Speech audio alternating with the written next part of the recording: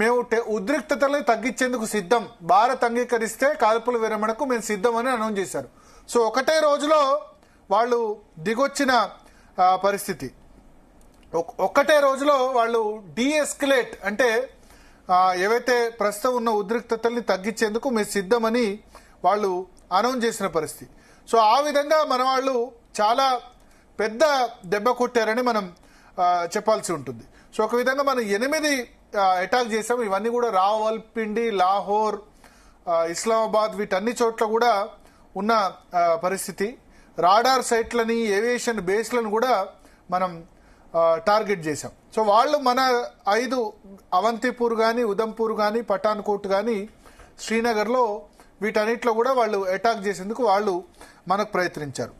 So ఈ నిన్న ఏదైతే ఉందో టెర్రరిస్ట్ 7వ తేదీ మనం దాడి చేశామో, మనం మొట్టమొదటి టెర్రరిస్ట్ స్థావరాల మీద దాడి చేశామో, దానికి సంబంధించి పూర్తి వివరాలు వచ్చాయి. ఇంపార్టెంట్ అప్డేట్స్, ఎవరెవరు టెర్రరిస్టులు చనిపోయారు అన్న వివరాల్ని మనకు భారత రక్షణ శాఖ వర్గాలు వెల్లడించాయి. మొదటి టెర్రరిస్ట్ చనిపోయింది ముదస్సర్ కదియాన్ ఖాస్ అలియాస్ ముదస్సర్ అలియాస్ అబూ జుందాల్.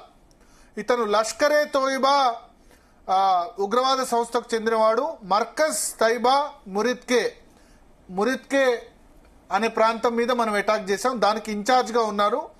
ఇతను ఈ ఉగ్రవాద దాడుల్లో 7వ తేదీ, నిన్న కాదు, నిన్నకు సంబంధించి ఇంకా పూర్తి స్థాయి సమాచారం రావాల్సింది. 7వ తేదీ మన ఉగ్రవాద స్థావరాల మీద జరిగిన దానిలో మురిద్కే మీద దాడి చేశాం కదా. ఆ మురిద్కేలో జరిగిన దాడిలో ఈ ముదస్సర్ కదియాన్ ఖాస్ లష్కరే తోయిబా ఇతను ఇన్ఛార్జ్గా ఉన్నాడు, ఆ మురిద్కే ఇన్ఛార్జ్. ఇతను చనిపోయాడు. ఇతనికి Pakistan army guard of honour ఇచ్చి అంత్యక్రియలు నిర్వహించింది. అంటే ఉగ్రవాదులకి అక్కడ వాళ్ళు గార్డ్ ఆఫ్ ఆనర్గా ఇస్తున్న పరిస్థితి.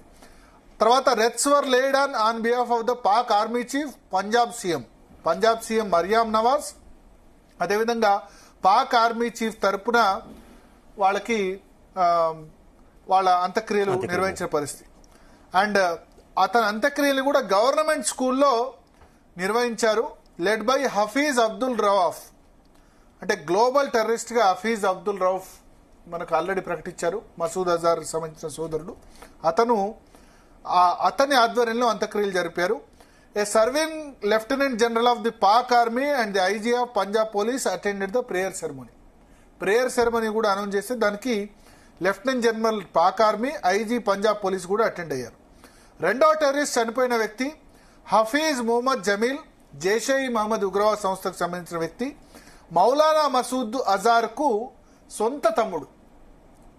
కాకపోతే మౌలానా మసూద్ అజార్ ఎవరైతే కాందహార్ విమాన హైజాక్ కారణమై అతన్ని మనం విడిచిపెట్టడం జరిగిందో, అతని పెద్ద అన్న, తమ్ముడు కాదు, eldest brother in law, eldest అంటే బావ అవుతాడు. సో అతను హఫీజ్ మొహమ్మద్ జమీల్. ఇతను బహావల్పూర్లో మర్కజ్ సుబాన్ అల్లా టెర్రరిస్ట్ క్యాంపు నిర్వాహకుడు. ఇతను actively involved in radical indoctrination of youth and fund raising for JeM. Jaish-e Mohammed సంస్థకి యూత్ లో రిక్రూట్మెంట్ చేస్తాడు, ప్లస్ ఫండ్ రైజింగ్ డబ్బులు సమకూరుస్తాడు. Next Mohammad Yusuf Azhar alias Ustadji alias Mohammad Salim alias Ghosi Sahab. ఇతను కూడా జైషే మహమ్మద్ ఉగ్రవాద సంస్థకు సంబంధించిన వ్యక్తి. Maulana Masood Azhar brother in law, same బావ. అతను మొదటి వ్యక్తి పెద్ద బావ, ఇతను చిన్న బావ. Handled weapons training for Jaish Mohammed ఉగ్రవాద సంస్థలో వెపన్స్ ద్వారా ఇతను ట్రైనింగ్ ఇస్తూ ఉంటాడు. Involved in multiple terrorist attacks in Jammu and Kashmir. Jammu కాశ్మీర్లో చాలా టెర్రరిస్ట్ అటాక్స్ కి ఇతను ప్లాన్ చేశాడు. ఐసీ 814 హైజాక్ కేసు, అంటే ఏదైతే మౌలానా మసూద్ అజార్ని హైజాక్ చేసి విడిపించుకొని తీసుకెళ్లారో దానిలో వాంటెడ్ టెర్రరిస్ట్ గా ఉన్నాడు. అతను ఈ దాడుల్లో హతమయ్యాడు. నెక్స్ట్ ఖలీద్ ఎట్ అబూ ఆకాషా. ఇతను లష్కరే తోయిబా ఉగ్రవాద సంస్థ చెందిన వ్యక్తి. జమ్మూ కాశ్మీర్ లో పలు చోట్ల ఉగ్రవాద దాడుల్లో పాల్పడ్డాడు. వెపన్ స్మగ్లింగ్ లో ఆఫ్ఘనిస్తాన్ నుంచి తీసుకురావడంలో ఇతను ప్రసిద్ధి. ఇతని అంత్యక్రియల్ని ఫైసలాబాద్ లో చేశారు. సీనియర్ పాకిస్తాన్ ఆర్మీ అఫీషియల్స్ గానీ డిప్యూటీ కమిషనర్ ఫైసలాబాద్ కూడా దీనికి అటెండ్ అయ్యారు. నెక్స్ట్ 5వ వ్యక్తి మహమ్మద్ హసన్ ఖాన్, జైషే మహమ్మద్ ఉగ్రవాద సంస్థకు సంబంధించిన వ్యక్తి. ముఫ్తీ అస్గర్ ఖాన్ కశ్మీరీ, జైషే మహమ్మద్ కమాండర్, పాకిస్తాన్ ఆక్యుపైడ్ కశ్మీర్లో, పాకిస్తాన్ ఆక్రమిత కశ్మీర్లో ఇతను జైషే మహమ్మద్ కమాండర్. జమ్మూ కాశ్మీర్లో టెర్రరిస్ట్ అటాక్స్లో ఇతను చాలా కీ రోల్ కూడా పోషించున్నాడు. సో ఈ 5 మోస్ట్ వాంటెడ్ ఉగ్రవాదుల్ని మన వాళ్ళు వేసేశారు. సో ఇది చాలా ఇంపార్టెంట్ డెవలప్మెంట్. ఇది 7th మేకి సంబంధించిన డెవలప్మెంట్. ఎందుకంటే మనకు అక్కడ రా ఉంటుంది రీసెర్చ్ అండ్ అనాలిసిస్. వాళ్ళు మొత్తం డాటా సేకరించి 7వ తేదీ జరిగిన దానికి ఇప్పుడు దీనికి సంబంధించిన పూర్తి ఇన్ఫర్మేషన్ కూడా తీసుకున్నారు. సో ఈ 5 ఉగ్రవాదుల్ని కూడా మన వాళ్ళు వేసేసిన పరిస్థితి. అయితే పేర్లతో సహా భారత్ ఈ రకంగా అనౌన్స్ చేస్తుంది, కానీ కేవలం పబ్లిక్ మీద మాత్రమే అటాక్ చేస్తుంది భారత్ అని పాకిస్తాన్ స్టిల్ ఇప్పటికీ ఆరోపిస్తున్నటువంటి సిచ్యువేషన్. ఏమనుకోవాలి సార్, ఎవరిని పిచ్చోలో చేస్తుంది పాకిస్తాన్? అంటే పబ్లిక్ మీద అటాక్ చేస్తుంది మన దగ్గర తెలుస్తుంది కదా. గురుద్వారా మీద అటాక్ చేశారు, టెంపుల్ మీద అటాక్ చేశారు, అది క్లియర్ గా కనబడుతుంది. వాళ్ళు డ్రోన్స్ విసురుతున్నారు. మనం సివిలియన్స్ మీద అటాక్ తిరగలేదు, మిలిటరీ మీద కూడా అటాక్ చేయలేదు. అందుకనే ప్రిసిజివ్ అటాక్స్ అంటే పిన్ పాయింట్ అటాక్స్ అని మొదలు చెప్పారు. కానీ ఎప్పుడైతే వాళ్ళు డ్రోన్స్ విసిరి పౌరుల్ని లక్ష్యంగా చేసుకున్నారో అప్పుడు ఇప్పటికి కూడా మనం వాళ్ళ పౌరుల్ని లక్ష్యంగా చేసుకోవట్లేదు, కేవలం మిలిటరీ స్థావరాలని మాత్రమే లక్ష్యంగా చేసుకున్నాం. ఎందుకు మిలిటరీ స్థావరాలని లక్ష్యంగా చేసుకుంటాం? ఇప్పుడు వాళ్ళ మిలిటరీ స్థావరాల నుంచే వాళ్ళు దాడులు చేస్తారు కదా. సో ఆ మిలిటరీ స్థావరాలని కనుక ధ్వంసం చేస్తే, ఆ రన్వేని ధ్వంసం చేస్తే, వాళ్ళ air force F-16 fighter jets అవి పైకి లేవడానికి అవకాశం ఉండదు.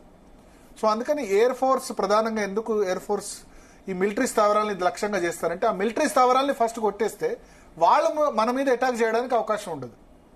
సో మనం ఇప్పటికి కూడా సివిలియన్స్ మీద అటాక్ చేయట్లేదు, పౌరుల మీద అటాక్ చేయట్లేదు, వాళ్ళు పౌరుల మీద అటాక్ చేస్తున్నారు. మనకు ఇప్పుడు పూంచ్ సెక్టార్లో కానీ రాజౌరిలో కానీ 16 మంది చనిపోయారు వాళ్ళు కాల్పుల విరమణ ఒప్పందాన్ని ఉల్లంఘించడం వల్ల.